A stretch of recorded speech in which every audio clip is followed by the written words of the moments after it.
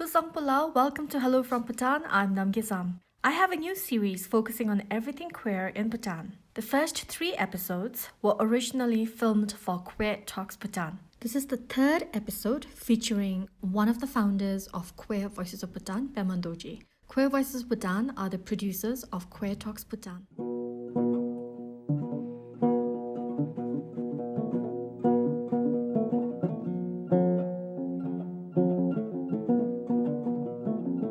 Kusampo and welcome to Queer Talks Bhutan. I'm your host Namgizam. Today in conversation with me is Pema Dorji, who is a very staunch LGBTIQ activist. He belongs to the community himself. I've known him for a very long time, and I'm so happy to be in conversation with you today, Pema, so that people know who you are, your life story, and what is so important to you.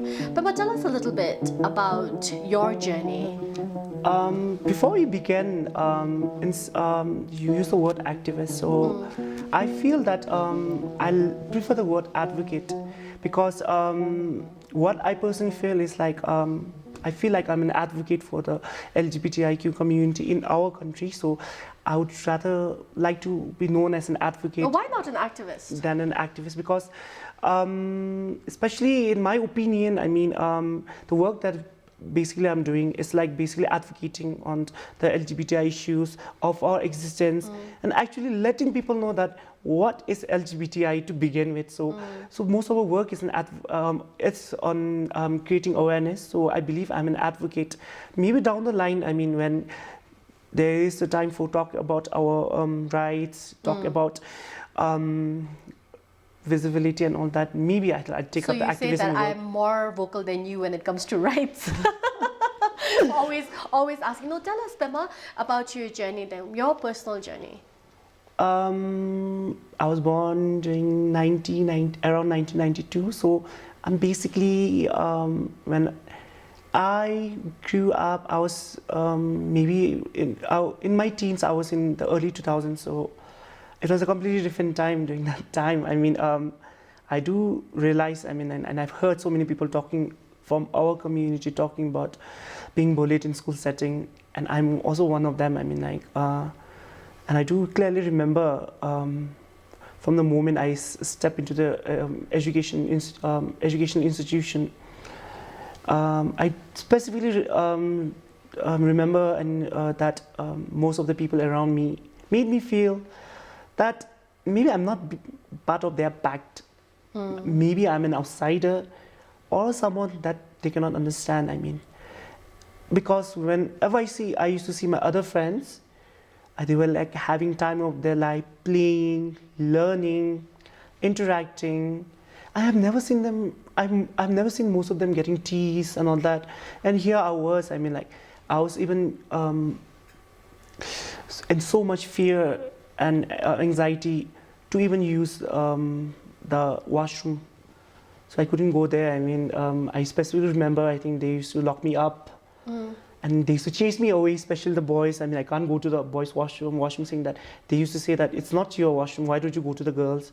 And just imagine, I mean, how can I go to the girls' washroom? So the fondest memory, the memory that sticked with me was like, I always try to avoid going to washroom. I used to hold in my pee as much as I could. And during that time, I think we were allowed to go back home during the lunchtime. So I always used to use the restroom at my own home. And I still have that habit. I mean, as of now, I mean, like, I avoid using public washroom. Because of that trauma, right? From the I think it's so. difficult Maybe because of that. for you to forget all of that. What's your equation with your family, though? It's quite very interesting, I mean, to tell you. I mean, it's not that I'm like really open with them saying that I'm like in my full on a full version with whoever I am. I mean, like, what I believe is like I'm technically out with they know that I have been in a relationship with a guy for past 6 years. They acknowledge it, they acknowledge him, but we don't talk very openly about it. But the acknowledgement itself is to, I think, like, I believe that it's something that we should begin with. I mean, like, we need a groundwork to go with. This is better than denial, right? Yeah, outright denial. At least they are acknowledging it. So right. So sometimes my mom casually asks about my boyfriend, saying that she technically doesn't say that you're boyfriend, but she's saying, where's your guy? Where's your up? Not even up. Not even up. Where is your guy? So basically, like, I see. she always makes sure that she asks about him when I'm with her. So, and that is a sense of acknowledgement. Even my dad does it, and of course my sibling. I mean, like, I have been an open book with them for from a very long time, so they know about him. So, him being in my life. So yeah, I think like equation is okay. I mean, I'm not. It could improve, right? But at least something is there to work with right now. I'm happy to hear that, Pema.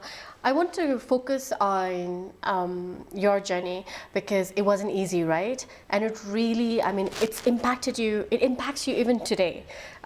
You continue. I've known you for several years now, and then to see where you were and then to see where you are now with the confidence that you found, it didn't come easy. You had to really work on yourself, right? I want to talk about your relationship with mental health now, because you've had to deal with anxiety for a very long time, as well as the trauma of all of the bullying and harassment, right? I would I think like just imagine like when especially I think you spend your majority of your early life in this education setting where you are constantly reminded that you don't fit with us, they call you a different name, they bully you, and in some cases, I mean, like even the teachers, I have experience of teachers chiming in and like and making fun of me. I mean, so it does have I think like any after effects on me, so it did have an after effect on my life as well. I mean, like I do get severe, and I have severe, not severe, but I do have an anxiety disorder. I mean, and the one that I have is like social anxiety, and people say that it's just mental health. I mean, it's just you being a weak person or coward person, you can get over it. But imagine, I mean, a simple thing that everyone around me takes for granted. Example is like going to town, hanging out with friends, doing their chores, buying stuffs and all that, and other things such as driving. I cannot do that. I mean, the moment I step into public spaces, I go full into my fancy mode, where I actually don't know what I'm thinking, what I'm doing. And a classic example would be like one time I was in the middle of the town, and the next moment when I realized I was right in front of a vehicle, about to get hit by a vehicle. So I do get that kind of anxiety where I completely black out, and I act out of, and I don't know what I'm doing that time, because there's like almost 1,000 or maybe like more than 1,000 thoughts that are processing inside my head. And imagine if you're driving, I mean, you need confidence when you drive. I mean, you have to be alert, right? And imagine the moment you enter into a vehicle, there's like 1,000 things that comes into your mind that might go wrong. You might end up hitting someone. That's your anxiety again. You might end about up, all of these things. You might end up killing someone.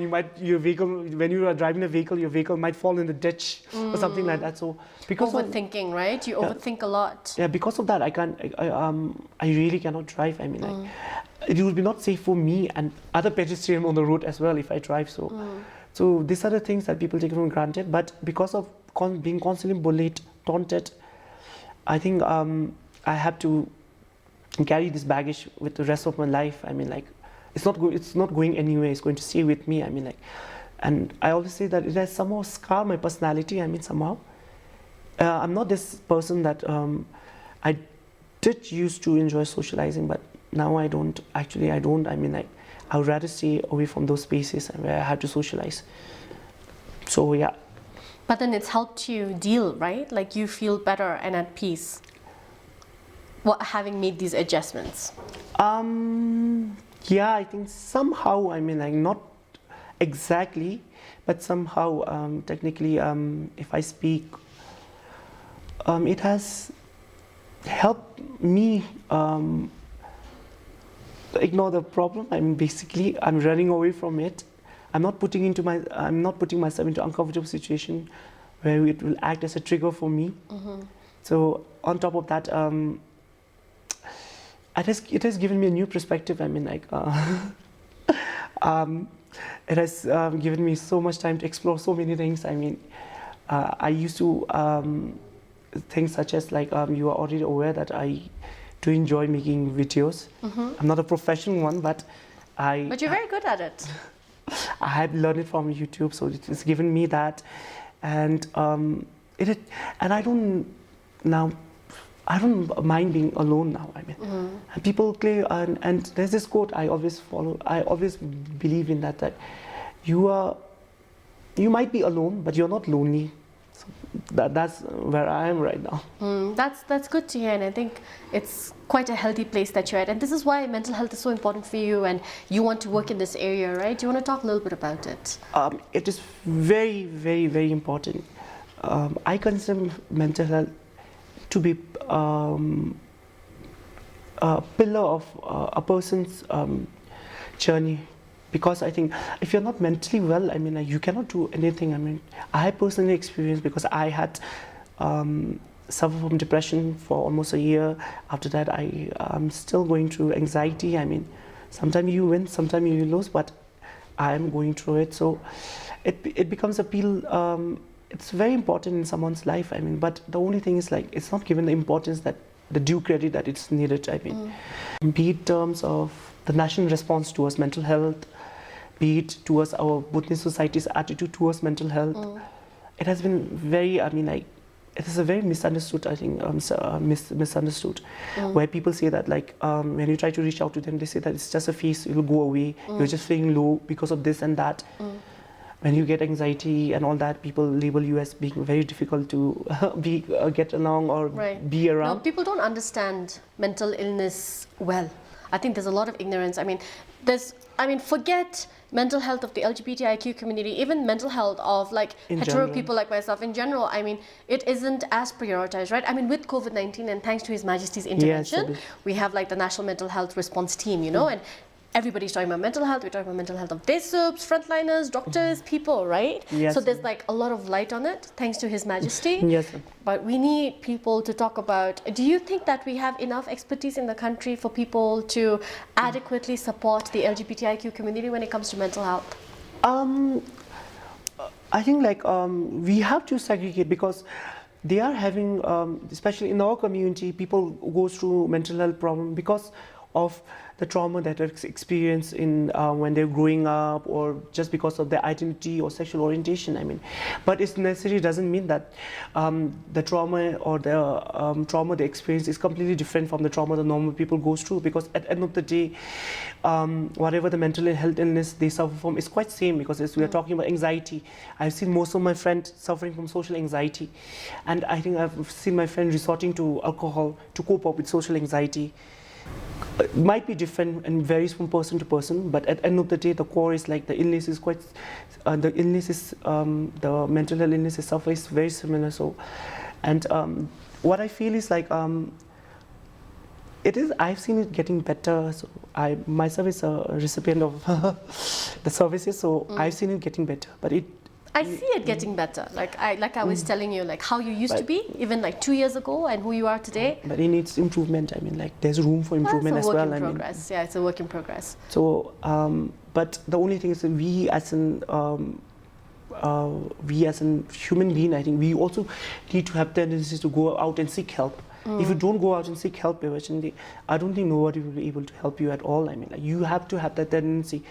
And there's this beautiful quote by my favorite character, Blanca, from The Post, where she says to Electra, saying that you can hate yourself for so many things, but needing help is not one. So yeah, I know.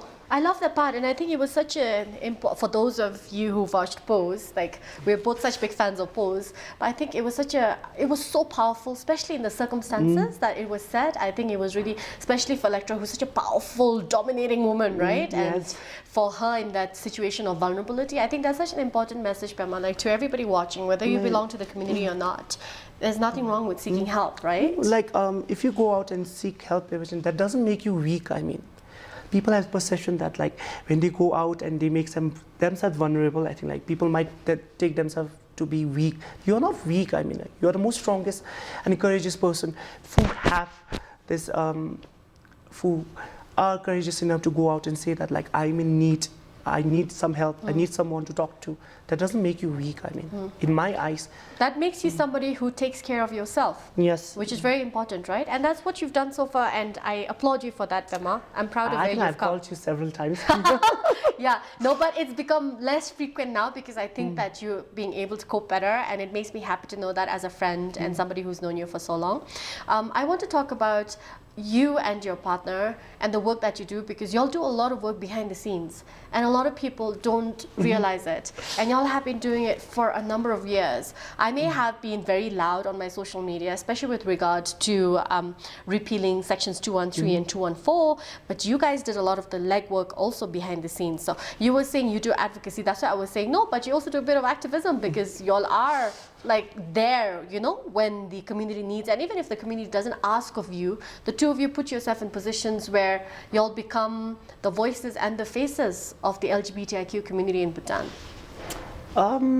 Yeah, I think both me and Tashi believes that we are the behind the scene person. I mean, I don't know about Tashi, but I technically don't enjoy attention that much. So, yeah, I so know. I would rather only if you don't have a choice, you end up there. I would rather like see someone capable in front, taking up, be the face of the community, and me behind. I mean, like trying to take that person to that level where like he or she can maximize. I mean, like her ability to bring visibility towards the community. So we are enabler in a good sense. Right. So we have done most of, I think, like our work is like, most of our work is like behind the scenes. I mean, like, and yeah, like you mentioned, that was a very important thing. I mean, the repeal of Section 213-14 came out of nowhere to begin with. I mean, like, it was not our effort. I mean, we did a small groundwork where we actually went to the current ministers and the person who sits in as a member of parliament. We did some few I think small advocacy session, informally, of course. I mean, and luckily, I mean, like the present government, most of the member has the experience of working with the community in the past under the HIV program. So we're very lucky during that time, because of Lempo Namgyal's hearing. I think like the section 213-14 came into discussion and received the attention that it needed to. So it was because of him, and it came out of nowhere. But after that, I think like we make sure, along with you, I mean, you were obviously there, so we try to get access to a few of the MPs. We started to create visibility. I mean, like, we actually went to the National Assembly as a community, and of course, vocally we didn't say anything, but we made sure that we are present there for the discussion. So yeah, I think like we have done that, and hopefully I think the session is going for in the winter session. So right. hopefully it will pass. I mean, we still know that the National Assembly is for repealing the clauses 213 and 214, and it's the National Council that feels that you need to be a little more specific about what you want removed and what you want kept in. So we're hoping that the discussions are, number one, dignified, number two, informed, and number three, non-discriminatory. Otherwise, I would be writing and making a lot of noise about it again. But that was a wonderful moment, right, Pema? Like when they were waiting to vote in the National Assembly, and yes and no, and he was so scared he had his eyes closed because he wasn't sure how many people were going to vote yes and how many people were going to no. I actually got goosebumps during that time, because it was like almost like 5 years in making. I mean, for me, I think Section 213-14 was something that says that was like, I don't know about other, but I literally feel that session doesn't deserve to be in our penal code, because that violates a certain the rights of a certain group of minority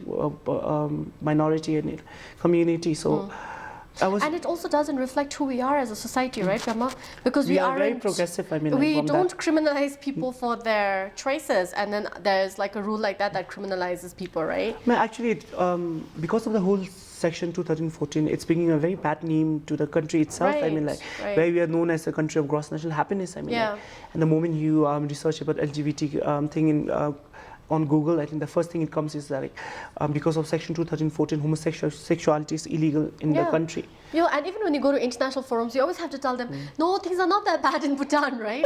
And then they're like, but you have this law, right? No, actually, I mean, like, Bhutan being a very small country, I mean, like, our context is often mixed with what is happening in India, basically, in Bangladesh or in Nepal.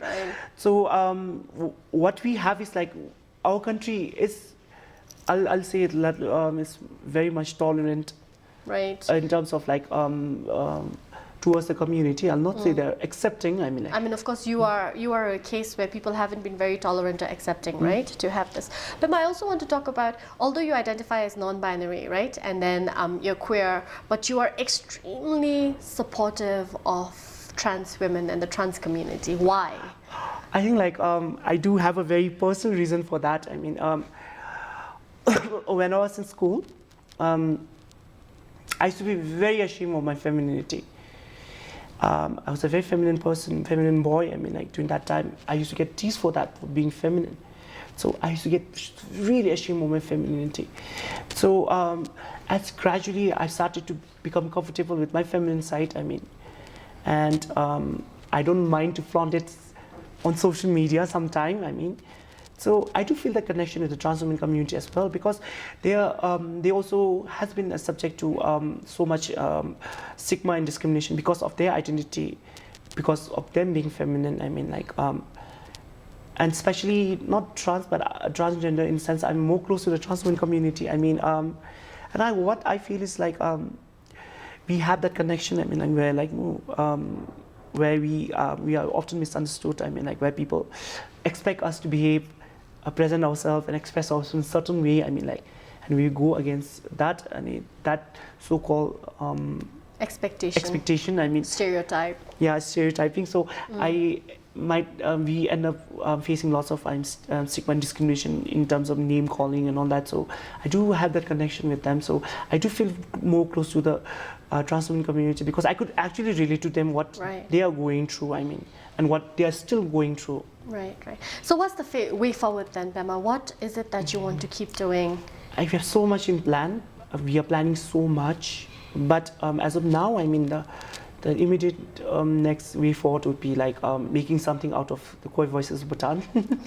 You are. I mean, it already is something, Pema. So we are going to, as in platform, Queer Voices of Bhutan, as in platform, because in order to bring out our issues, in order to bring out all our, I think, like, in order to create visibility, I mean, the platform's main theme is to create visibility. We have to go out and make ourselves visible. And for that, we need so many platforms, I mean, like, and we have already started working on our social media platform. So it's going, so we are also planning to create so many other platforms for where the queer people of Bhutan, or the LGBT community in Bhutan will have their say, have their voice heard. And hopefully, I mean, like, it will reach to the right person, right authority, and like the right measures will be taken for them as well. So we have so many plans, but I'll not diverge into it right now because it's still at the planning phase. So hopefully, I mean, like, I think, like, the ultimate aim of Queer Voices of Bhutan is to create visibility, and we believe visibility, I think, like, will end, I think, like, especially stigma towards the community, will end stereotyping of the community, will end the misinformation towards the community. So we have to start from scratch. And I think, like, hopefully the Queer Voices of Bhutan will be able to do that. And I wish you all the best with that, Pema. And before we end, we have something for you. I mean, okay. It's quite it is maybe a surprise. I mean, like, because before we end this episode, I just want to say that whatever the movement of the LGBT community movement in our country is because of the support from our allies. I mean, if we didn't receive any support from the allies, the movement would not be what it is right now. So because of their support, and we do need allies. I mean, like, when somebody just asked me this morning that where does the cisgender people fit in all the LGBT community and all that, so cisgender hetero people fit in. But they do fit in our journey, in our movement as an ally. I mean, like, they are the ones who is propelling this movement forward with their support, with their kindness. And of course, with their love towards the community. And she's also one of our strongest and the most visible and the most vocal ally that we ever had. And we do need more Namgizams in our country, especially for the community, who will take our voices to the masses. So we do feel that allies are the most important aspect in our journey to achieve the aim of creating visibility and acceptance. So we are very happy to have you here. No, but it's not because I do it because I'm an ally. I do it because you guys are my friends. You guys are as important as I am to society, and I think that is the main reason why. Like, I don't like it when you guys are hurting, right? I mean, I don't like it when people are hurting, and for me it's non-discriminatory. Like, I'm not going to be like, oh, he's an LGBTIQ person, so I must help him. No, you're a human being at the end of the day, and if you're hurt and if you're traumatized by society, it doesn't sit well with me, and I will always speak up. So you know that you have me. As long as you guys are being discriminated against, there are allies like me who will care and who will speak up for you guys. In small or bigger ways, but still I think that your contribution does matter. So, and with that, I think we will, on behalf of Queer Voices of Bhutan, we would like to present you. It's my turn to get a gift. We'd like to present you with something. Thank you. And this is a very unique item. Okay. So the moment we saw these items, we wanted you to. Can I see it though? Can I show it? Can I? Where is that? Oh, let me see. Oh, you have a cup. There's several things, but is this the unique item? Yeah. I'm gonna show it. Oh, this is so nice. I have a customized T-shirt from Queer Voices of Bhutan. I'm gonna take a picture in this. Thank you so much, Pema. Thank you for having me host this and be a part of Queer Voices of Bhutan. It's so special to me. Thank you so much. Also, thank you so much for being part of Queer Talks Bhutan.